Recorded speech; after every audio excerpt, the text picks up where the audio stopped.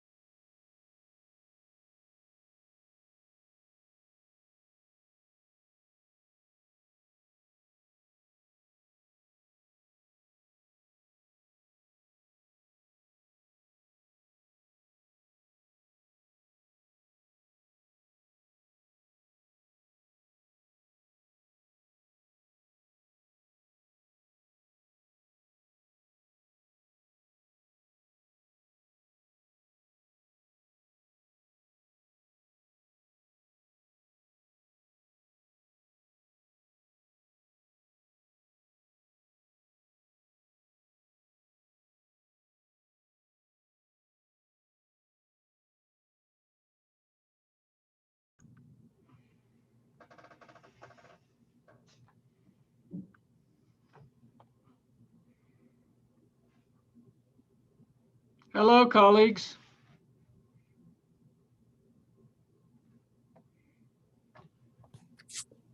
Hello.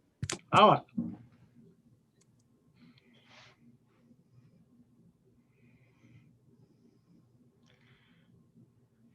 Dusty, come. Come here, Piglet. Come here, Piglet.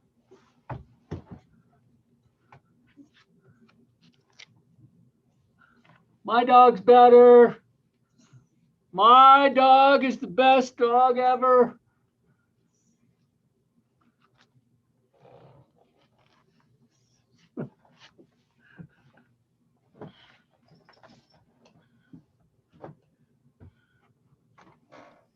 Cliff, are your credit cards down today?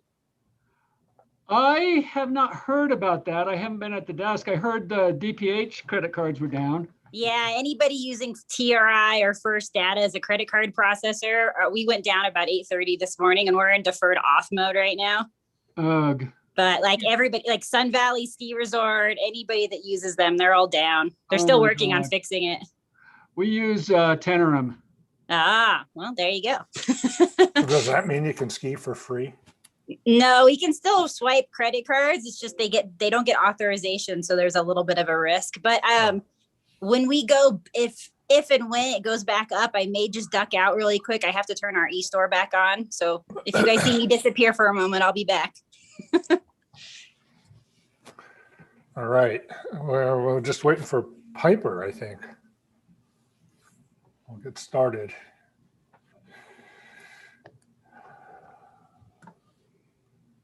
Hey, Jen.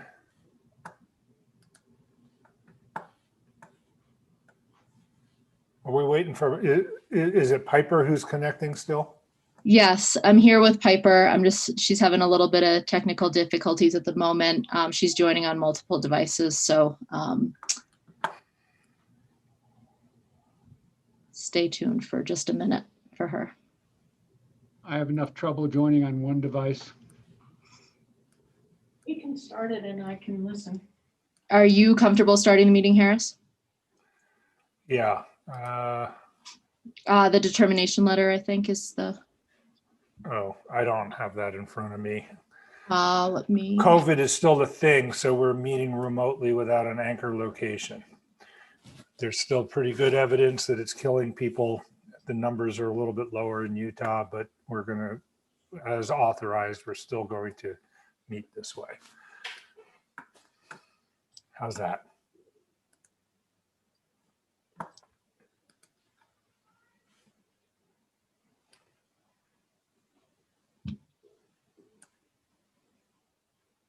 Okay. Good enough? I think so. It's February 26th, 12:32 p.m.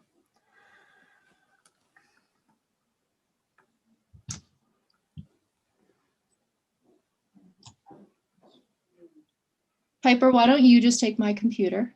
Here, I'm going to give Piper my computer. That'll make this a little easier.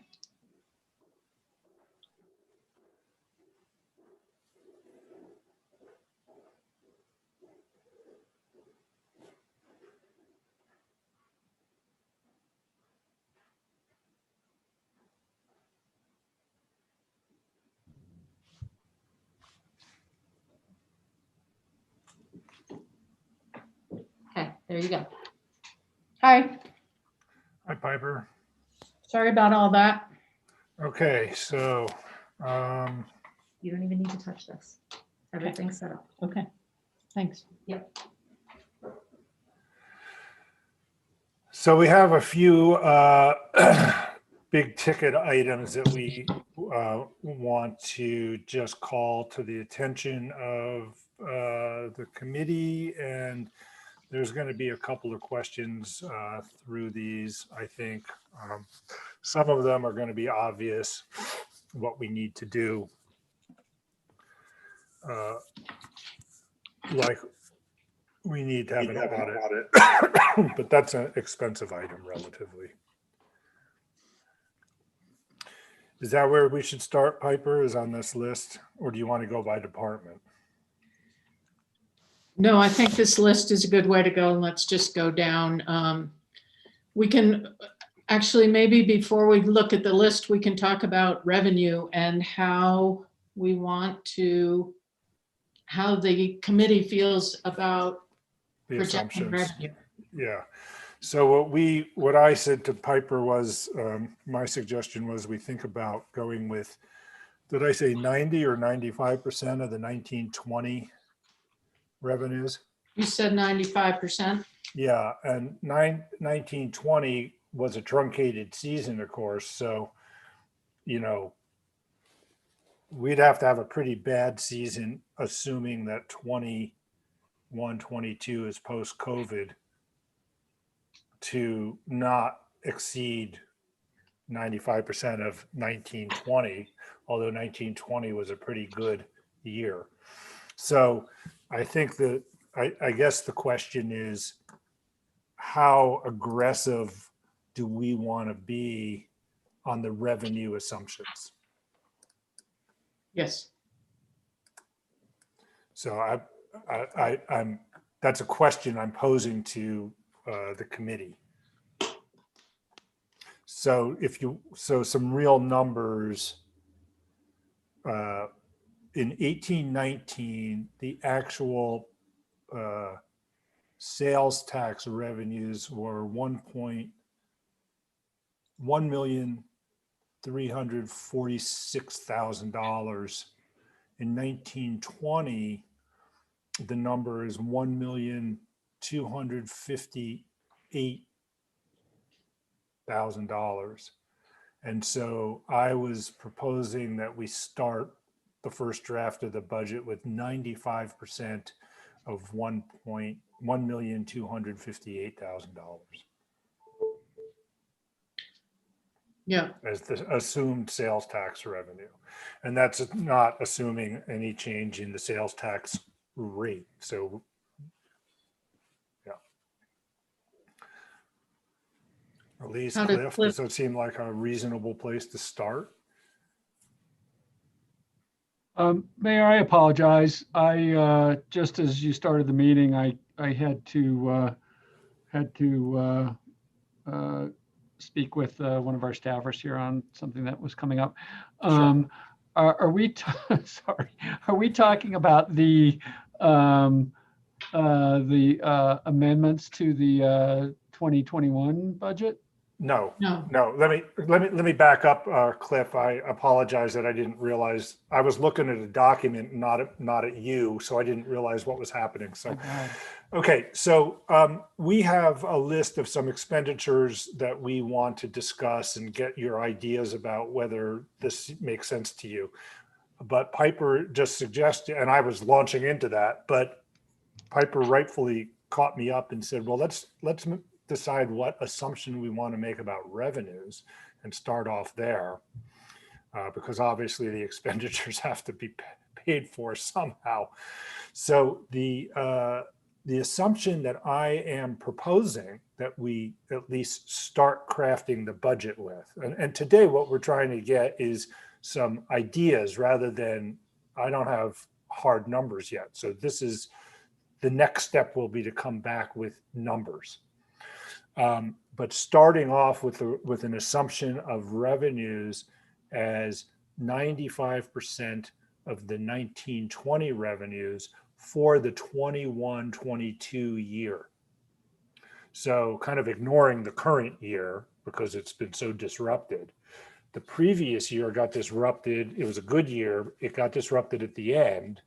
It wasn't even as good as 1819 in terms of the sales tax revenue. So proposed number would be, as a revenue beginning, would be 0.95 times $1,258,000. I rounded up to 1.2 million. Right, 1.2 million. Okay. So does that seem like a reasonable place to start, is the first question I had posed?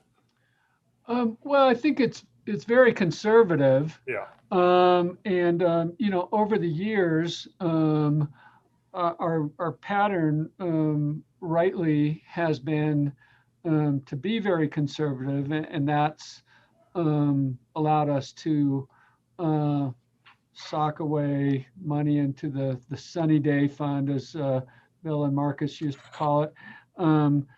But I don't know. I mean, as we move into recovery, first of all, let me say this, Mayor. I'm going to try to follow your lead on this ultimately. So I just want to lend my voice. I don't think that this is ultimately going to be, I don't think it should be a matter of debate in the committee. It's more of a advice and consent kind of process. So we're not going to have a fight or have a divided committee. But I want to consider being a little less conservative as we come out of the pandemic, and certainly, from the perspective of our hotel here, I think we can feel the pent up demand. And anyway, it's out the skier is the major driver of sales tax revenue. So if anything, another approach would be to plan for 100% of the sales tax revenues that we actually took in 18-19, the last normal year that we had, and plan the budget based on that. However, if we took that approach, it would have to be structured in such a way that some of the bigger expenditures would be more backloaded, and that we would be able to pull back from those or just make adjustments, on an ongoing basis as the realities start to come into focus. So I'm going to mute myself. I just wanted to consider that other approach. Yeah. By the way, I don't know if I don't know if Piper shared this with the town council members yet, but we now have hard numbers for December, and we are at 75% of last year's December. Yeah. So, let me see something here. We decreased the current year, just by the way, 724 divided by 1,250,000. Yeah, I mean, we assumed a decrease in sales tax in this budget of about 40%, and we're down 25%. So I think that so far we're down that. I mean, March might be closer to last year. Well, last year's March isn't the right index because we only had half the month, but okay. All right, well, that's an interesting perspective on the revenue side. And I think, oh, go ahead, Elise. Oh, I was just saying, and I'm sorry, I can't remember this. When was the last time we did a sales tax? Or it seems like every couple of years we try to adjust our rate sort of to keep up with inflation. The property tax. Yeah, sorry, property tax. Did we do that last year, or did COVID get in the way? No, we didn't do that, I don't think. Oh, no, we did have a truth and taxation hearing in August, didn't we? No, that was the year before. Okay. Okay. So I think we've had since I've been on the committee, we've talked a little bit about maybe every couple of years to have something so we could just kind of keep up with, not let us get too far behind of inflation and things like that. So I don't know if we do want to consider that this year. Just throwing it out there. Elise, don't you know those are not supposed to happen during election years? Hey, that's for you, not for me. But we had talked about doing those every 2 years on even numbered years. And I think I agree with that approach, is to keep up with it so that it doesn't that we don't fall behind and then we're trying to catch up and have a shocker. But apropos of that, I do still want to keep track of the $155,000 that I feel like we owe the property tax payers. Once we come out of this and things start to settle down, from the savings from the UFA contract. Yeah, I mean, we could not do the property thing this year because I know UFSA is going to hit everybody this year for 2021. And I guess we could push it off to next year. I just don't want to, I know when I first joined the budget committee, it'd been a while since we'd done one and we were getting behind. So I just want to make sure we don't get too far behind. Right. I'm sympathetic to what Cliff's intuition here about that money. Yeah. I am a little, we didn't do it immediately. This in the current year that we're in, the amount would have been half of that, 76,000, because we were in the UFA for the first half of the year. And we didn't do that because we expected sales taxes to be so low. But I do see the point, and the only part of it that worries me, and I don't know that there's any way around this, is that it skews us to being more dependent on the volatile income from sales tax, because it takes away a definite income, a definite source of revenue. But I do see the point that that was money for fire protection that people are now being billed for directly. So I get that. And if we didn't give it back to them soon, that it amounts to a tax increase. And so, one of the things that we can think about consistent with the way Elise is thinking is we look at what we would want to raise the rate to, and then rather than raising the rate to that, we just, rather than giving them back 153,000, which they were paid, you give them back 145,000, and that wouldn't count as a tax increase, technically. Yeah, I mean, we can show our math Right. on both of those, on the 155 and whatever inflation Right. would call for to stay even.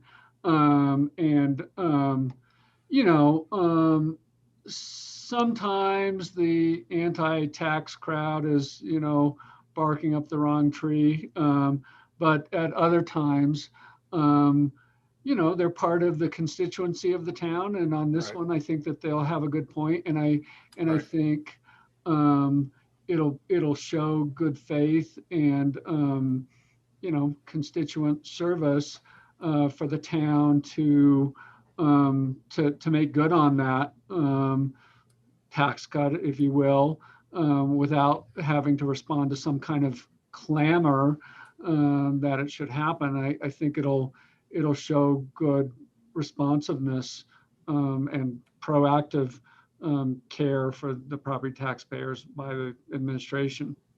Yeah, no, I agree with that in principle. I'm not sure that I'm comfortable making not less conservative assumptions about the sales tax to be able to afford to do that right away. But I definitely agree with you that they deserve to get that back. Yeah, and I just wanted to give you that one point of view on the sales tax assumptions. And I think I just, I know you're hearing that perspective, and maybe with that, we kind of find a middle way on the sales tax assumption so that we're not being, you can, as we all know, we can harm ourselves by being hyper conservative. Right. I mean, ironically enough, the difference is $146,000. So it actually matches this conversation very directly, as a matter of fact. So, Mayor, I wanted to point out that the current year actual number on property tax has gone down because some valuations of the property. And so that's about 40,000 less That's a- than what yeah. we had budgeted. That's a good point. Yeah, that was the snow pine, I think, is the main issue there, right? Yes. Okay, let's talk about the expense side. So some of these items, the big ticket items are not all in. So Piper put together a list that I've reviewed, and I'm realizing now that the first chunk of this list is did you distribute this? Yes. Okay. The first chunk of this list is across all departments, and then we get into other issues. So, Right. Excuse me, what was distributed? I'm not sure I've seen it. Yeah, I don't remember getting it either. I'm sorry, Okay. it didn't go out by email. It was posted on the website as a Oh. meeting material. Sorry Okay. about that. Do you see it now? Yeah. Okay. Interesting. I didn't realize, I didn't know one way or the other. Now I've lost you guys. Let me find my other Zoom window. Okay. So this is what I'm talking about, Cliff. This is a document that's a couple of pages, two plus a little bit. So I guess given the conversation about the revenue side, Piper, one thing would be good to note on these is when in the budget year would these expenses need to be paid? Okay, Right. so as we go through them, let's keep that in mind. So we're ready to sell. We're ready to purchase a new One. Tacoma, and if we notified them now, we could, I think they have 2 seasons that the dealers sell make them available. So it's usually July or December, I think.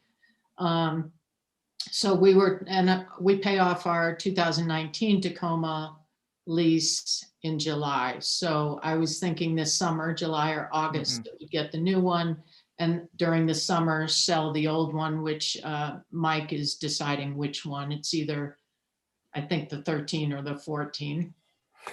Yeah, and so for the purposes of sales tax revenue, there's not much difference between a July purchase of a truck and a December purchase of a truck. Correct, because we'd be paying monthly on the payments. Yeah. Well, that's one reason, and the other reason is we don't know what kind of season we're having before the December date. Right. Yeah. Right. Okay. So there's a truck coming. Sorry, and then the audit costs, that happens, we don't pay that bill until December or January. Okay. But again, before we have a good sense of the sales tax revenue. The property insurance, the vehicle insurance, liability insurance comes out monthly, right? Yes. Sorry, the liability and the property insurance, that actually happens at the beginning of the year. And then at the end of the year, there's a truing up process. So we do pay the 35,000 at the beginning of the year. Okay. One of the reasons why it's good to have some carryover, so we have some cash in the general fund. Okay, health insurance, life insurance, that's just a typical ongoing expense. Workers' comp, the same thing. Okay, we should talk about, I think we should talk about this Alta Resort shuttle contribution. This year, we didn't make it after discussion with the shuttle operator. Remind me, we pay about 15% of the cost of that That's $6,000. out of about 35 or 40, right? I'm not sure what their expenses are. Well, they got it cut and they got a big subsidy this year from the state, which was what allowed them to say to us, we would just as soon keep this a private shuttle.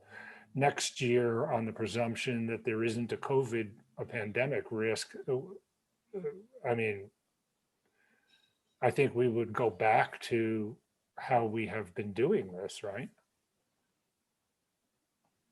One would assume so, yes. Yeah.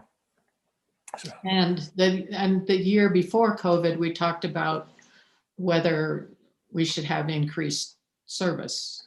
right. Chris looked into that a little bit this year in the context of trying to see if UTA would want to replace the public service that the shuttle had been providing. And Chris, I'm guessing that the result of that analysis, which basically was we wouldn't really just be able to justify a UTA engagement, I'm guessing that you would say that expanding the shuttle past years is not really that important. I'm sorry, expanding the shuttle. I think what we determined was that there's limited public, like routine public ridership borne by the Out the Resort shuttle, aside from keyhole skiers. Right. It's just too, it's too random and based on the weather for UTA to accommodate. If there were some other trips that, you know, a purely public shuttle service like that could provide, it might make more sense, but we just haven't found anything obvious that people are, you know, looking to do, trips people are looking to take every day, most of each day.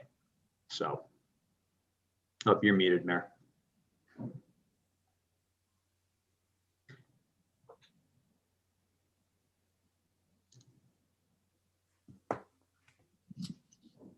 Hey, Mayor, you're muted.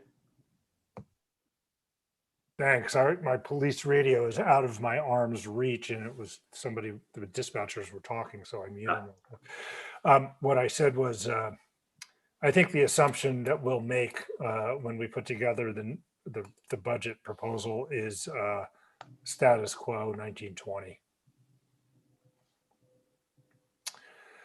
The CWC contribution was reduced by 10% this year. We're going to be asked to go back to 15,000 from 13,500.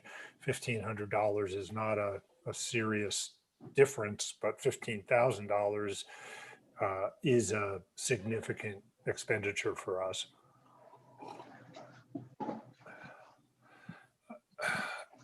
I think the CWC is worth belonging to and having a voice in, and the value proposition is important given that we're in the center of the action. I wouldn't mind not going to nearly as many CWC meetings, however, that's a different question. The next item, that matching grant funds, that's a little uncertain that we're talking about 1,000 or 2 or 3,000. I'm not really sure what that number is yet. So, and it's not WFRC, so I apologize, but there is a grant opportunity out there that we'll probably be contributing to. Is that for the water rate study? No, this was for the trailhead kiosks. Ah, right, okay. Yeah, and right, that's right, okay. The forest protection officer agreement costs us 2,000. We are not making, we don't have expenses, right, Mike, on metering currently? That's correct. And why, and is that because we're not doing any metering, or somebody else is actually paying for it? There's no metering being done this season. Yeah. And the reason for that is what? Because we're Both closing ski the parking areas lots. took a wait and see approach, due to unknown pandemic factors, and also to study the effect of the UDOT approved improvements down at entry one. Right. Okay. And the 4x4 enforcement is being paid for by whom? That's the ski areas. Snowbird and recently. Alta, they Yeah. Yeah, split. that's always been a 50-50 split with the ski Yeah. areas. Okay. What kind of impact fee balance are we going to have, and what kind of new impact fee funds are we going to have, John? I'm not sure we're going to get any impact fees Yeah. this year. I Yeah. haven't heard of a single solid, we get $2,000 per single family residence. And we get a percentage of the construction value for a commercial for expansion only, not remodels. I haven't heard of a single thing this year. Usually by now, we've heard of people getting ready to submit so they can start building when the snow's gone, but not a Well, I thing. heard this rumor that the Alta Lodge is going to build 2 more stories. Is that true, Cliff? I think he just totally signed off. He's speechless. We'll take it. We'd like to build a new deck in October. How's that for ambition? Hubris. I don't think that's going to bring in a lot of impact fees. None whatsoever. But it will be a nice place to have coffee. Yeah. So in our fund, in our impact fee fund, I'm estimating, but I think we have something like 35 or 40,000 left. Yeah. And I was wondering if we should put some of that in our expenditure side of the budget for carrying forward the work that ENIAD did, or whether we should just keep that out of the expenditure budget. Yeah, well, we'll have to think about what additional costs there may be. I mean, they don't seem inclined to bill us anymore. And I don't know exactly what else until we see their final presentation. And by the way, Cliff and Elise, I've been asking Jen to work up a operational budget for a community center so that could be presented along with the results of the design planning process, just so that people have an idea that whether this would be, what would be involved. That's a different thing than the impact fees, obviously. And I was just saying that it's so that the project didn't lose forward momentum. I didn't know if we can talk about it when we get to that expense. Yeah, oh, it's a good idea to have, probably to have a placeholder in there, because if we don't spend it, we'll put it somewhere else. ACVB is an interesting issue. We still have, I've heard from some constituents, why is that in the budget today? And it's my recollection of that is that it's in the budget today because we made an agreement with them. And I didn't think that in the budget amendment that we went through last month that we should take that out because they might be relying on some of that. It seems a little unclear. I think we're going to end up with most of that money back at the end of this year. Chris, feel free to weigh in on that. But the question going forward is what should we do with that issue Right. in subsequent years?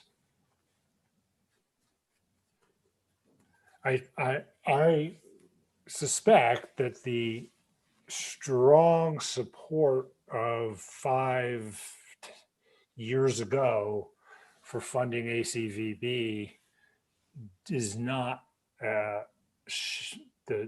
current climate, but I haven't really surveyed people on that. Chris, looks like you want to say something. I am trying to think of what to say right now, and I feel it's a good opportunity for me to say something. We embarked on this effort to program a different function for ACVB or an updated function for ACVB with the assumption that we wouldn't employ, 3/4 time coordinator employee. And we're carrying that out. We planned out a budget for this year in the amount of roughly $60,000, I believe.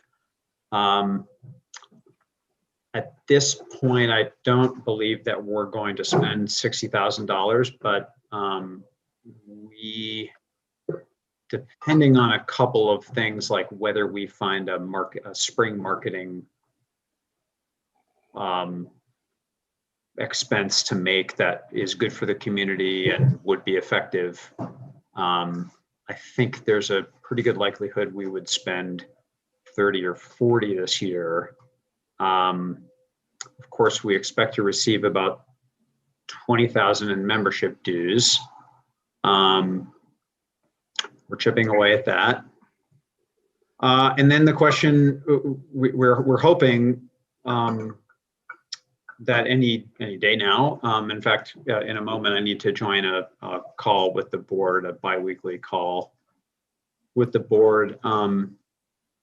We're hoping to talk about next year and whether circumstances regarding the pandemic would allow us to realize some of the goals we set out when we were talking about the future of ACVB last spring with regard to summer events, public art, some of the more kind of in-person and socially oriented things that we imagined ACVB doing. So it's not been the best year to realize this new vision we had for ACVB.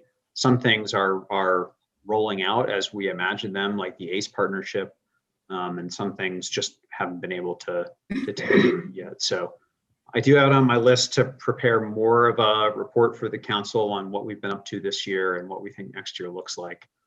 Just not ready for that today. So Yeah, I think that would be important for a May, certainly before the, at or before, excuse me, the May meeting when we really kind of make some decisions about this budget.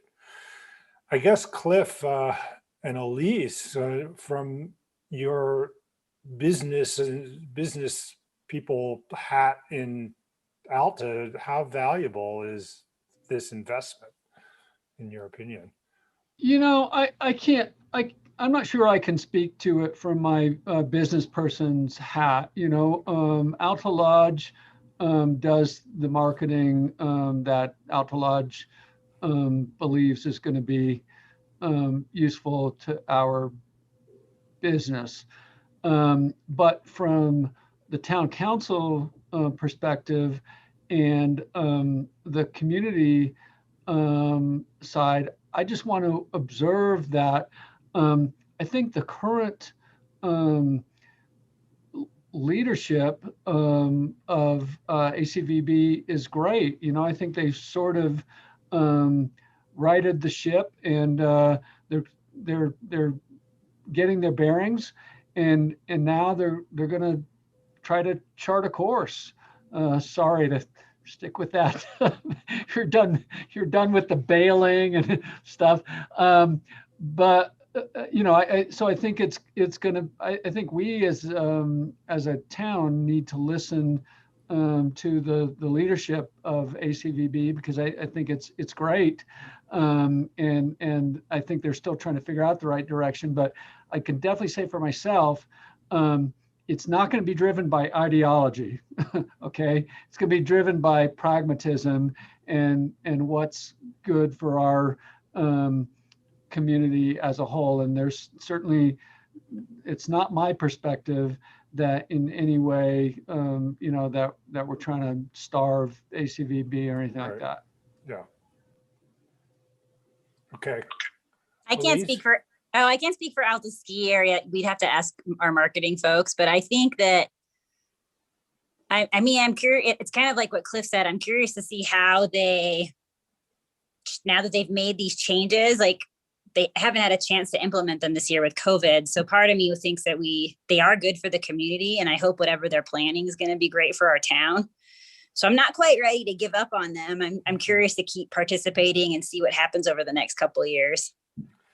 I think that what I'm hearing, Chris, and what I agree with what those sentiments that Cliff and Elise just expressed. I think we want to hear from ACVB about what they want from the town, and in terms of both coordination and of effort, but also budget wise. How's that sound as a? That's really helpful. You know, and I will say that when we made the decision a little over a year ago to step back from the way we've been thinking about ACVB, and we took into account the pandemic and the economy and all this big stuff, I was really hesitant to sort of like take the stakes out of the volume of the town's contribution to ACVB. But there's I think it's safe to say it would take us some time, several years, to grow into something that needs the amount of resources the previous model needed, which funded a full-time employee, which was not cheap, and then attempted to buy all this marketing content, which is really not cheap. We don't have an employee, and we're set to be less focused purely on marketing. So I think for the next few years anyways, there's a, you know, like going back to the previous level of funding is probably not in the cards in the short term. So, well, so why don't we leave it at we're conveying to you an invitation to make a request. sounds good. Okay. The next item on this list is the salary increases and bonuses. And let me tell you what my thinking has been. In my role at the university, I'm meeting, I've been doing performance reviews all week. Next week, I talk to the deans about the performance. My people have done really well and worked really hard and got 0 raises. The raises that we had agreed to a year ago got canceled in when we actually moved into the new fiscal year because of the pandemic. And the argument I was going to make to my dean is I would like to give people the raise on top of the raise they had been allocated but had not actually received.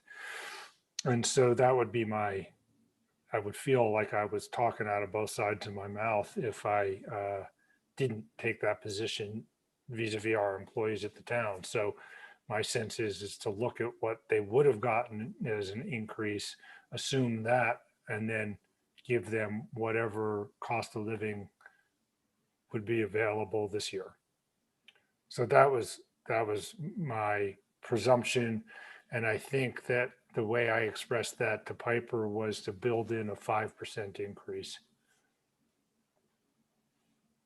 And I do appreciate, I mean, even if we do that at the U, the $20,000 that I would have made by going to India and Latvia last summer is gone forever. And so it's not as though I expect everybody to always be fully whole, but I remember Cliff's argument last year about wanting to give the raises COVID notwithstanding, because otherwise people lose ground forever. So I'd like to try to, it's depending on where this budget comes out.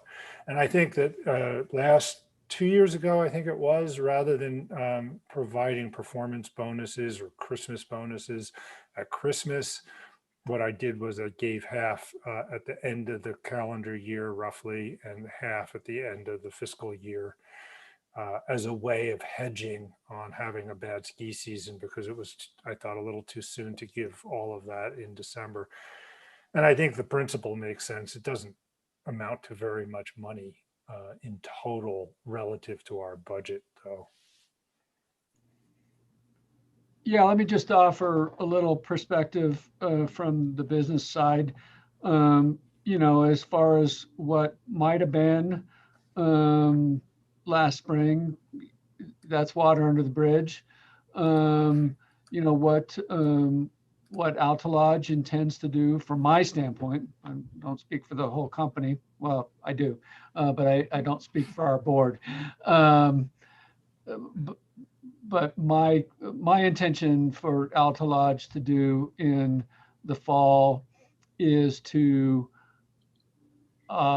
look at cost of living increase for 2 years back from Right. November 21 to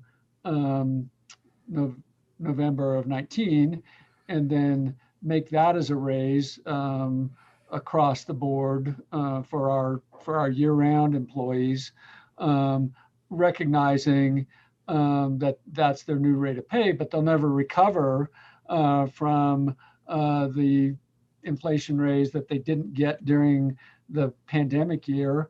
And,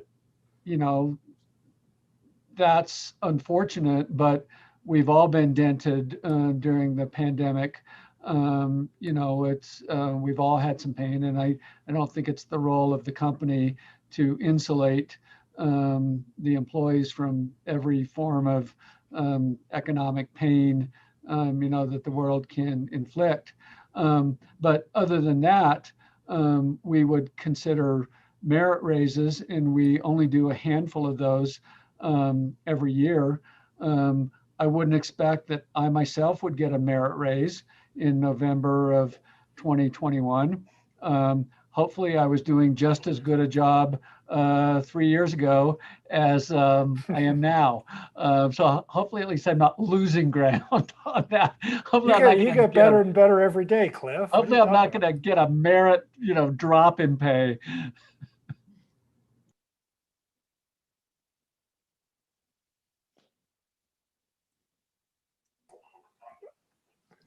about? All right, Lise, you want to offer a perspective on that? No, I think it's a good plan. What Okay. you stated, I think it's, if we can pull it off, that'd be great. Okay. All right, so let's go on to the, one more item here, business license fee study. If I were making this decision by myself today, I would assume a $6,000 business license fee study cost, and I would engage Zions Bank to do it. But we've agreed to a different process than the one I just said, but I'm just trying to give you a sense of the magnitude of that. And that could be on either this year's budget if we got it started in the spring, or it could be on next year's budget if it waited until June to be expended, or July rather. I don't feel a real hurry because the business license fees don't take effect in July. They take effect in October, and we can always amend the budget when we need to in the fall. Okay, so Cliff, am I amusing you, or is that somebody else who's amusing you? Because if I said something that was amusing, I want to know what it was, because I didn't mean it to be funny. One of my colleagues just brought a big box of luxury chocolates into the back office. Well, that's worth smiling about for sure. Okay. Should I continue here, or do we want to hear from the folks who are actually on the ground on this, like start with Mike next? The first two items maybe don't need to be gone over. Well, I mean, I could tell you that one subscription is, I believe, $1,500, and another one is closer to $4,000. But there's things to talk about that have come up in the last few years about whether or not there should be another full-time officer. So let's hear from Mike about those items. Okay.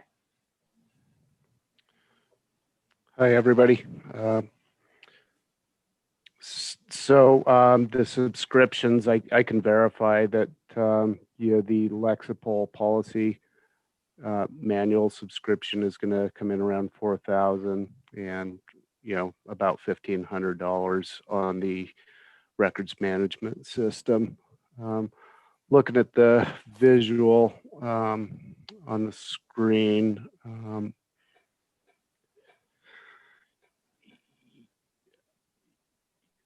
I don't know that I can nail down 100% ask in terms of staffing and payroll on the police side. I think that the anomaly of this year with the capacity closure staffing that we've had to do virtually every weekend. We've had days where we've scheduled 3-day shift officers and we're still behind on calls. So what I would like to do between now and probably the next budget committee meeting is look at our year-to-date payroll and maybe make a projection for where we think we're going to end up end of year. I think that our ask would certainly be to minimally match our payroll from this year. We've talked about an additional officer for years and years. That'll be game changing in a number of ways. Right now, we're operating as a Fair Labor and Standards Act exempt agency, which means we do not have to pay overtime to our cops for over 40 hours a week. The threshold on that is 5 full-time officers. So if we go there, we will be looking at being required to pay our people overtime for over 40 hours a week. And they're all scheduled for 48 now. Right. So we'd be looking at, the impacts to the current schedule, how we would plug that 5th person in. There's a lot of unknowns there. So I think we're at that threshold where we need more manpower. How to best manage it, I'm not sure. So, and again, I'd like to come back probably to the next meeting with some more hard data on that. I mean, we do have some, your personnel budget includes some money for overtime shifts or hiring outside of our force for extra help. Isn't that correct? Well, in some areas, for the traffic metering, some of our alcohol enforcement activities, we've gone outside the department. But it does not account for hiring outside for our normal patrol function. Okay. I mean, one thing that Elise and Cliff ought to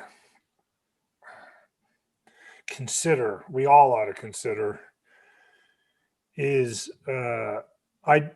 so my understanding is that the Forest Service is not going to, they told me that they were not going to approve an expansion of any parking lots. They, I believe, have conveyed that I think they have declined that request. I heard that yesterday that actually had happened, but they had told me it was going to happen. Oh. I don't know what the implication is for that. The Forest Service has told me what they would like to see the ski area do is start charging for parking. And the amount that they want the ski area to charge for parking is something like, they have a threshold of $10 a car where it changes people's behavior and they see it as affecting access to the national forest.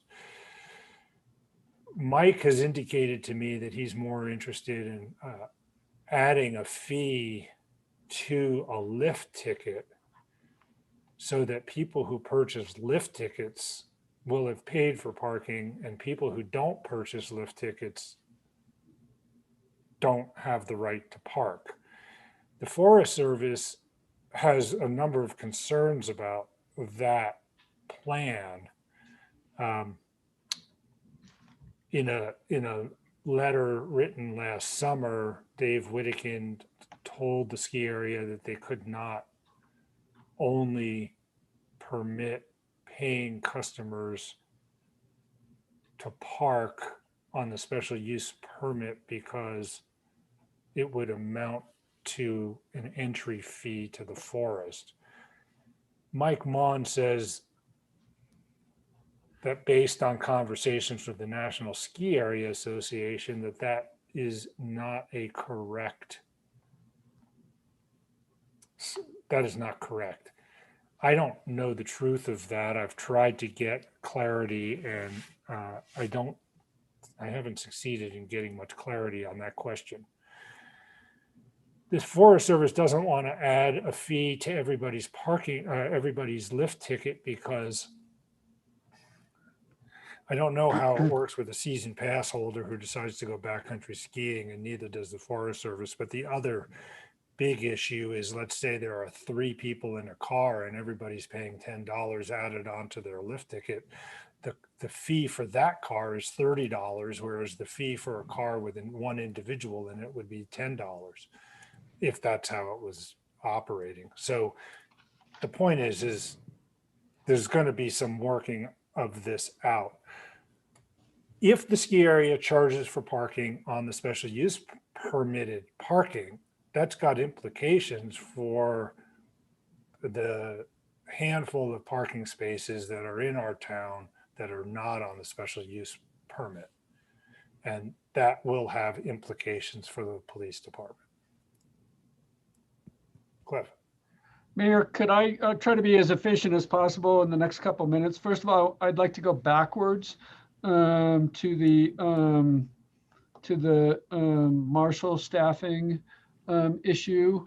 And this might initially, this is certainly a financial and personnel question, but initially it might be a question for our attorney, because I know that sometimes a public body like the town doesn't have the kind of freedom of action that a private business has, more constrained by statutes and regulations. However, my question would be under FLSA, although we are not required to pay overtime for hours over 80, do we have the ability to do that? And if so, that could be a game changer in terms of morale and take-home pay, and potentially, I know it could be a game changer financially too, and so we'd have to do the analysis. But I think that's something that the town should look into, and it could be somewhat self-adjusting also, so that things aren't so rigid, and there's a more of a scale where one officer works 42 hours and another officer works 50 hours, and things come out better. So that's my first question. And then my second question, totally unrelated, to catch up with you on the parking, is the decision that made by the Forest Service that apparently they're not going to approve parking expansion, was that based in any way on the fact that the town of Alta or the town council did not take action on that? Well, I think that it would, I don't know the answer to that actually, Cliff. But here's my supposition, is that if everybody agrees, it makes the Forest Service more likely to do what that group of, what do they call them, stakeholders wants. But I am not sure that I did ask the question, and at the moment I'm not. I didn't review these these notes because I wasn't expecting this to come up, frankly. I just thought about it as I was looking at this list right now. But and because I heard this thing yesterday about the Forest Service saying no. But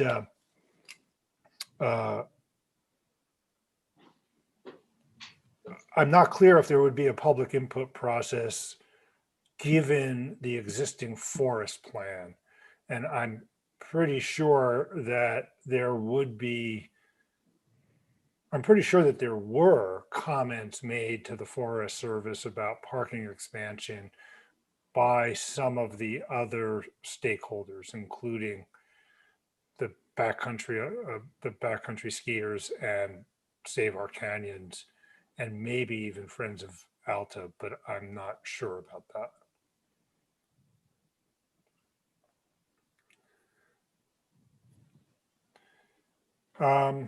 Okay, well, we only have a half hour left, so we need to go a little bit quicker, I think. But so we have a need for a new phone system because there's an inability, as I recall the conversation, to record our calls into Alta Central properly.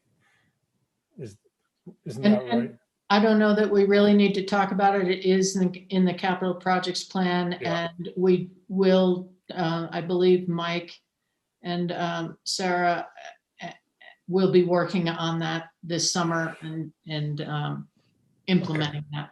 Oh, and I jumped off of the issue about the HR rules for the overtime. Cliff, I think it's a good idea. I think we should talk to Susan Mott-Shielder about this question at Parsons Bailey, because that's her specialty.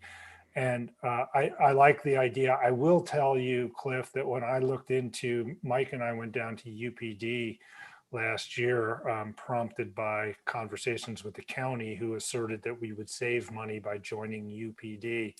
And we would save money by joining UPD under two circumstances. One is that we wouldn't have a dispatch office in Alta. And two, they would have to pay our police officers what we pay them, which they don't do. And so they looked at our police budget and they said, we're going to blow this out of the water by paying more. So our police officers are not overpaid by any means. So, yeah. No, they're not overpaid. And I'll throw in there that the officers do, while they don't get paid overtime time and a half for over their regular shifts, they do get a shift differential of 1.25. So the town doesn't have to, but it does choose to compensate them For when they that. work over their regular shifts. And that's true when the officers are covering a shift for somebody who's taking vacation or sick leave.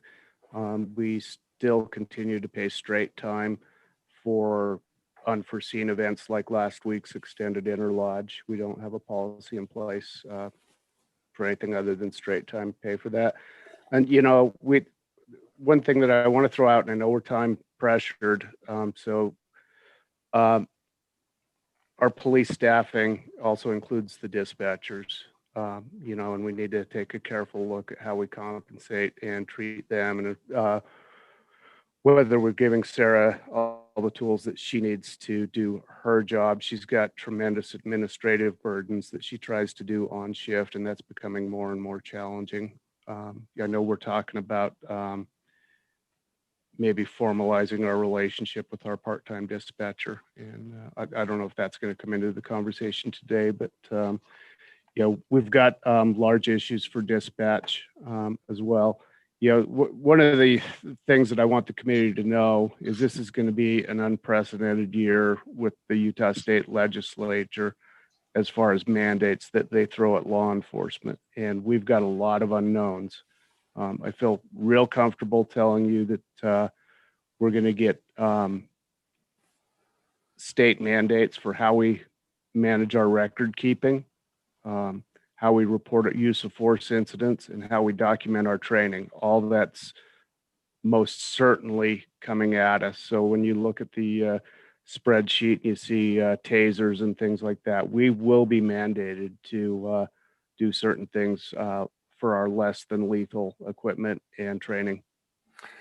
Yeah, I think it's an interesting legislative session because among other things, the legislature is reacting, I think, to, the social unrest events of last year and the Absolutely. pandemic emergency orders policies. And I think that there's no doubt, and this came up in a call with the Utah League of Cities and Towns yesterday with Cameron Deal that John heard some of. The legislature is reaching into what have been traditionally local affairs in a very aggressive way this year. Okay. Mayor, if I can just rip through one more quick thing. The parking thing's got a lot of unknowns as well. Right. It could push the town into a paid parking situation as well. We would be looking to have some kind of sustaining way to fund the staffing required for managing that, and, possibly the creation of a parking services department. Right.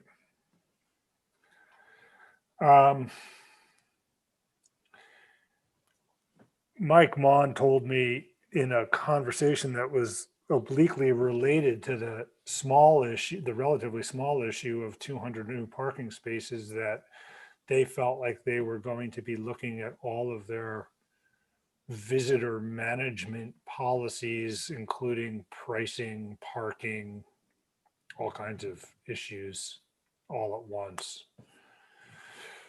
Okay.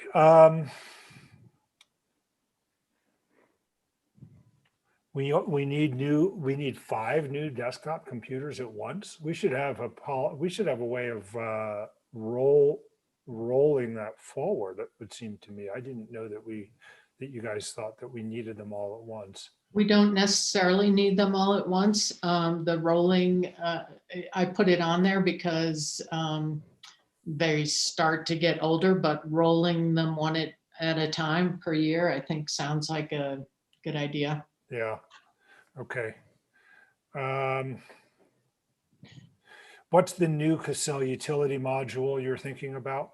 That was the sewer and water, the utility module that we would use for sewer and water only. I believe it was approved in last year's budget, but we just have not nailed that negotiation down to starting to implement it yet. Okay. It's a pretty labor intensive process on our part, but to implement it, but then once it's installed, it will save time. So, and Okay. help the end users as well.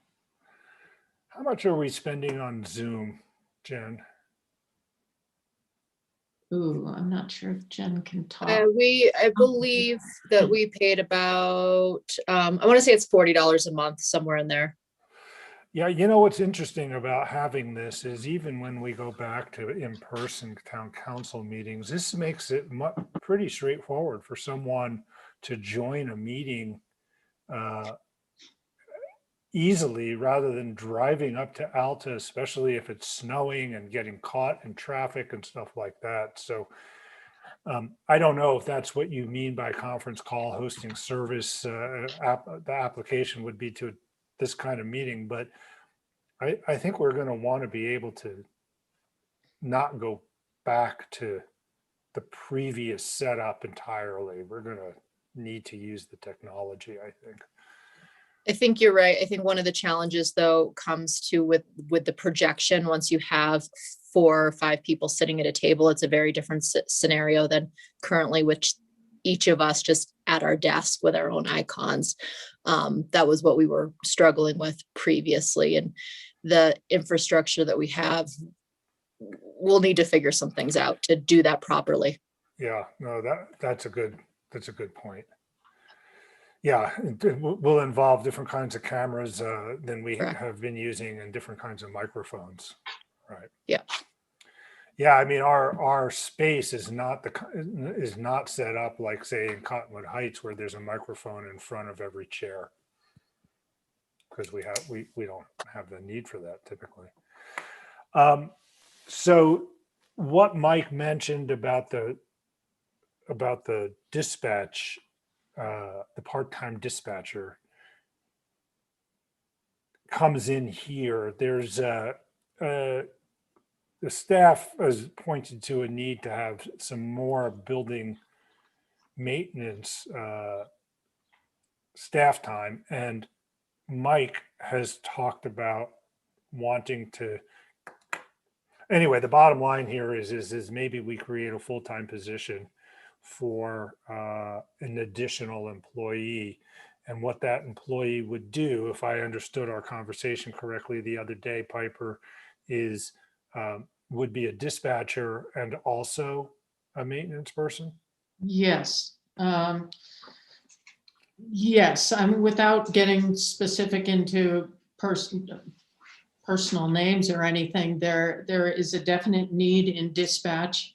If you look at the one shift a week that is left over and always has to be covered by a part-time person, and then you look at the total of the 4 dispatchers vacation and sick time, there are many hours to be covered, close to 2,000 hours, and a full-time employee, yeah, close to 2,000. I'm actually thinking that the building maintenance and dispatch might be split in half with a new employee, and it's not a situation we have anywhere else, but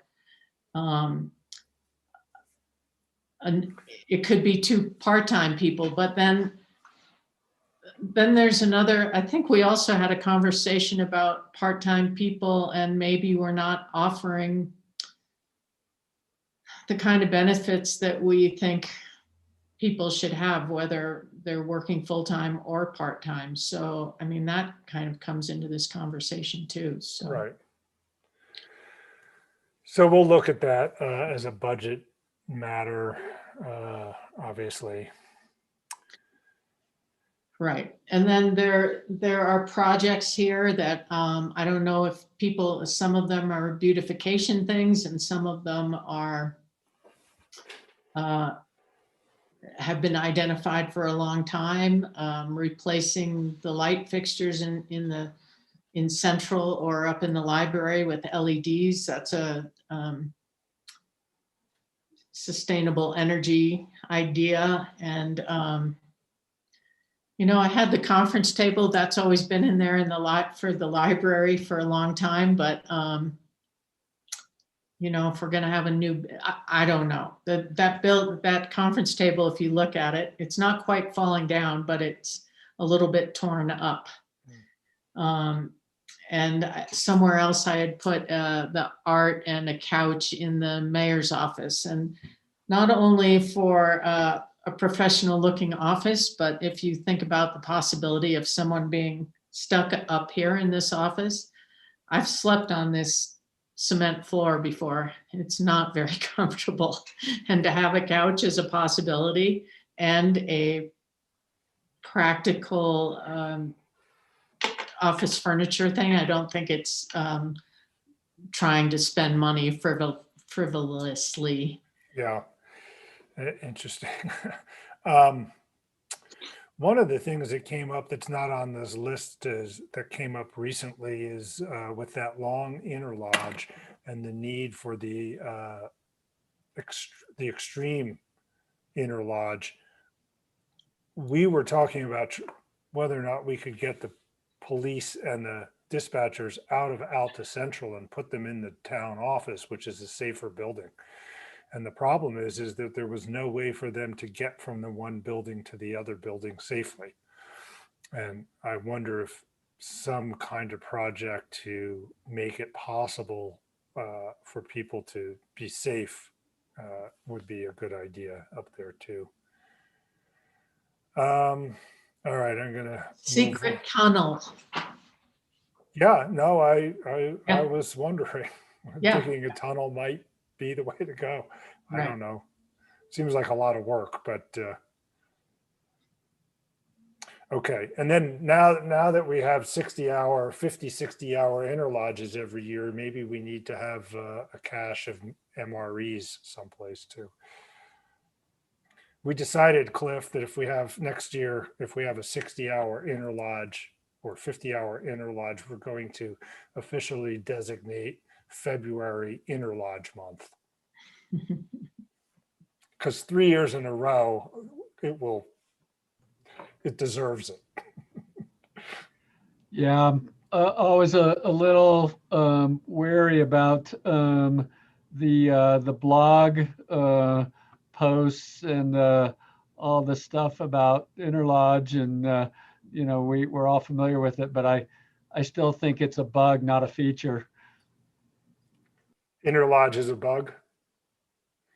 Yeah, no, the powder is the feature. I know. I mean, that morning, even with a country club day, it got skied out really fast. And yeah, I've kind of come to the conclusion that skiing in the storm days is the way to go. That's, you know. All right, Alta Central, some capital improvements. The radios are going to have to get upgraded. Is that right, Mike? Yes, we're on about a 2-year deadline for what's called the P25 Phase 2 radio system, and that's all of our police radios are programmed, and the infrastructure is maintained by the state, and so they will be enhancing the security on that system. A percentage of the radios that we currently have are Phase 2 compliant, a percentage are not. So we're looking at probably needing to generate up to $20,000 in radio purchasing over the next 2 years. All right, I guess the most discretionary items in this little section here are the paving of the lot at Flagstaff, but we've been putting that off. And the Tom Moore building, ditto. We've talked about that before. A little bit of work at the Alta Central. Those are small items. Can I ask the council, the committee members, how they feel about the Tom Moore building and the importance of preserving it or letting it go? Is it a historic building, right? I'm not sure it's registered as historic, John. No, we don't have any registered historic buildings in Alta, but it's definitely historic. I'm just wondering if there's grant opportunities for historic preservation of buildings, and if whether that's through Utah or the government, but we may have to register it. I'm not sure. And Chris has looked into that a little bit, and there's a guy, I'm not sure what division it is with the state, but he's an architect working for the state now in historical preservation. And it's interesting because he used to work in Alta and he knows that building and he loves it. But as Chris, I don't see you if you're still on here. Oh no, he's gone. He said, you know, there's opportunities for funding, but as Chris looked at it, that funding comes with so many strings and attachments that when the time comes, we'll have to look and see if it's worth it and if we can really use it. But I seem to be like one of the few people that think that that's our last vision from the past. It was done by the CCC when they did they didn't do the Chinese wall, but they did the Snow Pine, the bridge at the mouth of Little Cottonwood Canyon. And I just think it's kind of cool, but you will have to make that decision at some point in the future of whether or not to keep it or. It might be easier if we know like how much it's going to cost or what needs to be done to it for us to kind of weigh in on it more. I mean, I agree. It's a historic building. I don't want to see it go. Well, we did put in the capital projects plan as an estimate of 25,000 to make it safe. Well, and that was just a kind of off the cuff estimate from Kurt Allen, our building official, and that's looking at a new roof, new windows and doors, and then foundation work. So that's pretty much everything from top to bottom, and the framing and the windows and the doors and just shoring it up. So- Is there any intention of using those buildings, the interior of the buildings, or is it just to have them standing there as a visual from outside? I mean, Right now, we use it for storage. Macintosh loves it. It's not incredibly functional for that, but there's been talk about different things for use from Little Sarah to Ennead to, depending on how we fixed it up and how it fits in with things with our future community center, we could use it for a couple of things. I see. I didn't know that. We're actually, the town is actually using the Tom Moore building for storage. Yeah, I think for signs maybe, or signposts, but it's really not safe for anyone to be in there, so. yeah. Yeah, maybe, and I know there was some look at it as part of the Ennead, design potentially. Maybe before we go all the way in on it, could be a matter of just what's needed to prevent the structure from deteriorating, basically foundation type stuff, and certainly anything that's needed for just very basic safety for any town staff who are using the storage space. Yeah, I think. Yeah, that you that have makes to sense. address the roof there because of the snow load, but the foundation and the roof, yeah. So I'll get Kurt to do more than just an off the cup review and have him look at it and tell us what we'd be looking at to stabilize it, make it safe, keep it from falling down. That makes sense. So the sewer and water fund, I know we're getting close here. I'm sorry, did you want to go over a few more of the capital projects? Because some of those are, we're past, are we past the capital projects? Or are we still on those? Well, if you have something you wanted to say about them, but I think they're kind of already in the project schedule, and some are scheduled for this year and some later. So it's not necessarily something that a decision has to be made, except for maybe that Tom Moore building, as far as doing something while it's still standing, because my understanding is that it could fall down anytime. And then you'd be looking at more money to replace it. And then the Alta Central things are fairly small projects. They're just projects that have come up and that need attention. Some are safety and some are energy efficient, more energy efficient. And then the sewer and water things have bigger price tags. I don't know if you want to talk about the reservoir, the possible reservoir that we could work towards, or the remote meters. Both the reservoir and the meters, there's possibility of funding opportunities there. It's a lot of money, but it's something we need to look at, because Steve and Keith are not going to be around forever. And I'm not sure if they're easily replaceable. yeah, I haven't had a chance since we talked the other day to talk to Keith about the reservoir issue.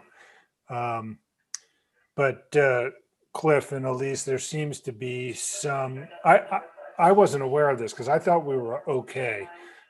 But Piper says that Keith has told her that we don't have enough storage capacity for firefighting purposes. That's right, Yes. right? Yes. According to the state water what's his title? State Division of Water Quality does all of that kind of, they do fire, culinary.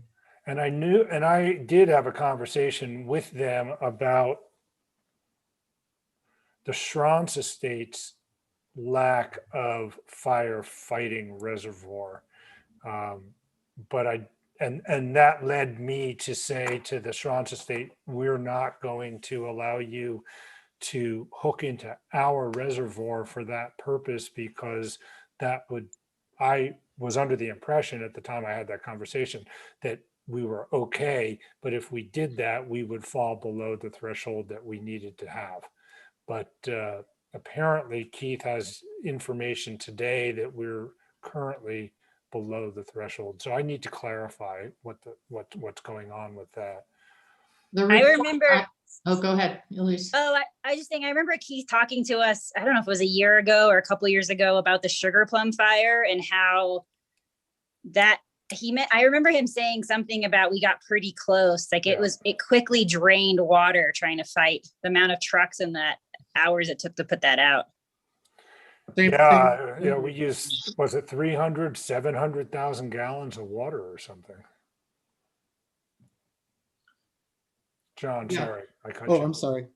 Yeah, I can't remember how much water it was, but our pumps can't keep up even with the pump. Well, and neither can, well, I shouldn't say about Keith's, but our pumps couldn't keep up with the amount of water that a large fire truck can pump.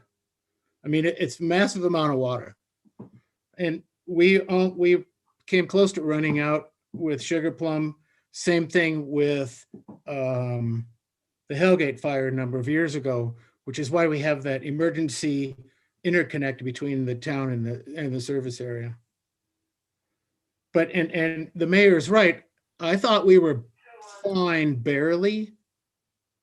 So we need to figure out what we have to do and if we really are non-compliant with our amount of water, because I don't know if anybody could really keep up with a giant fire like the Hellgate and like those 3 units. But That would really be an unfortunate situation if we Oh. ran out of water while we're trying to fight a fire and we ended up with more property damage. I mean, right. you would think that for the amount of money our taxpayers are paying for fire service, we should be able to put out that the water shouldn't be the constraint. Can we strike that from the record? Just kidding. No, but No, going it's back to Patsy Marley. Now, when Patsy Marley, we were in court for 7 years with them, and the settlement agreement, development agreement for their water showed a reservoir up kind of behind Burke's house on Alta Ski Area property. That's the only thing that we all agreed on. They looked at different things, pumping scenarios in the proposed parking structure. But if that reservoir were to go in, I mean, that's the only thing that can save them right now with their water needs for fire. And if they did that, it would help us as well, because we do have an agreement for emergency cooperation for fire.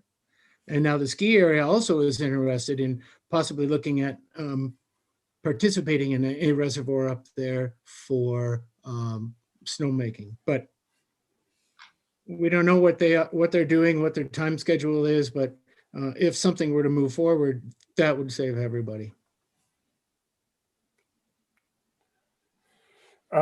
What's not on this list?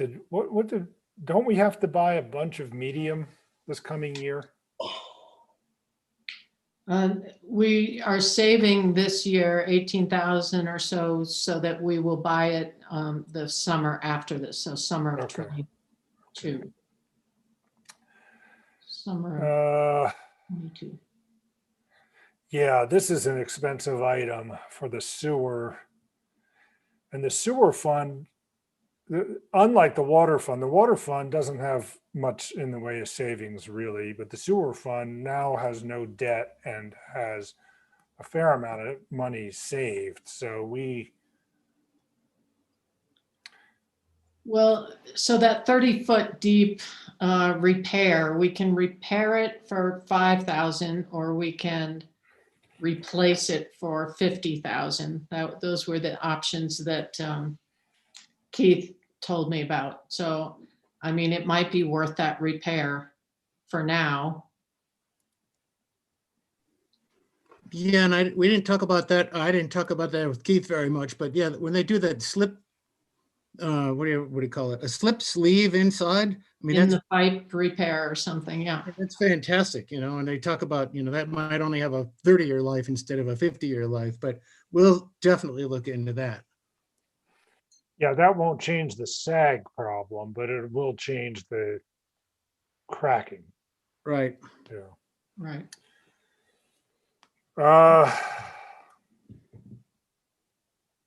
What is it? Manhole 149. Yeah, what's that? Manhole 149 is kind of by the, what is that chalet that used to be? It's the Redfern House. Redfern, yeah, Redfern House. This gives me nightmares because the plows hit a manhole in the Falls subdivision, and some concrete fell off the manhole that was around the top of the manhole, went into the pipe, and it totally flooded what they call the boathouse with sewage. Tugboat, yeah. Yeah.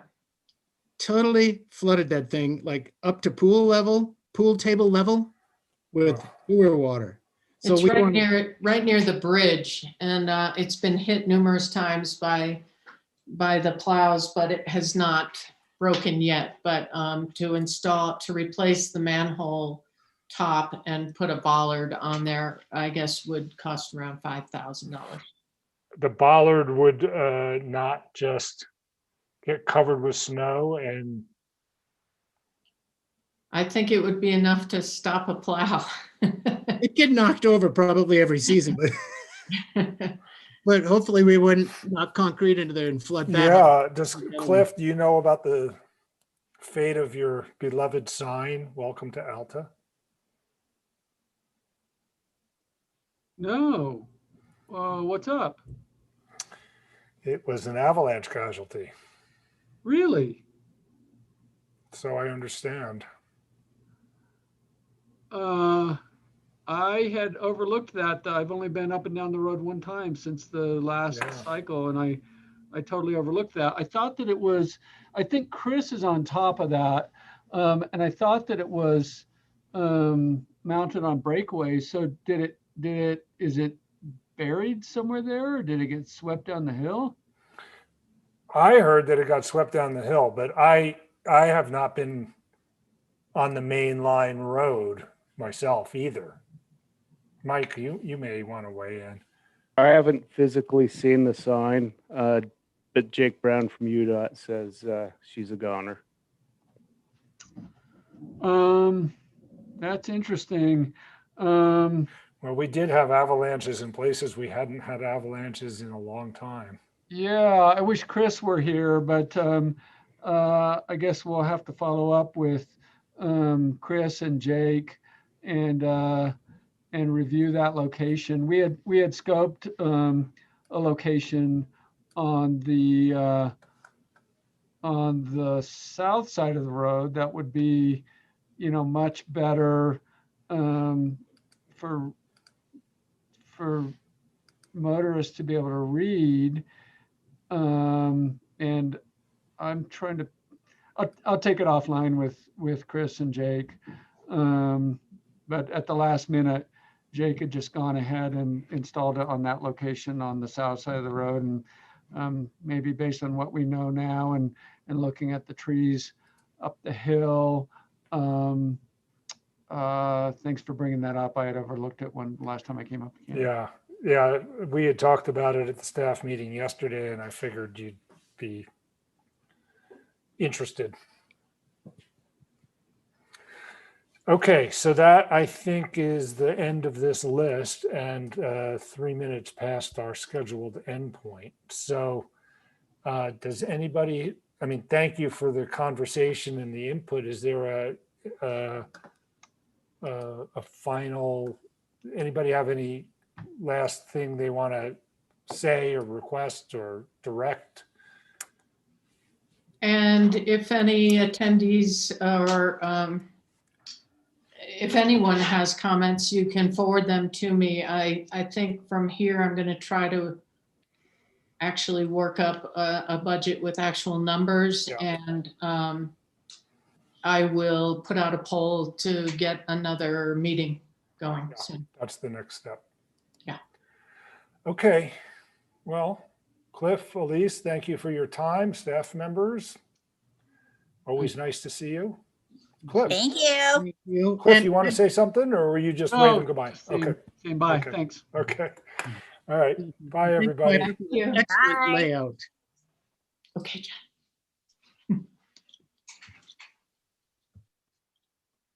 So the steps are stop. Stop recording.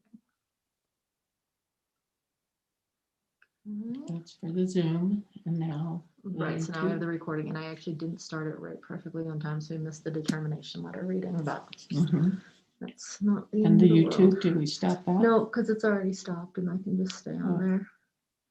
So, and you didn't, you know, Right. that's over there, so you didn't bounce anybody back and forth, which is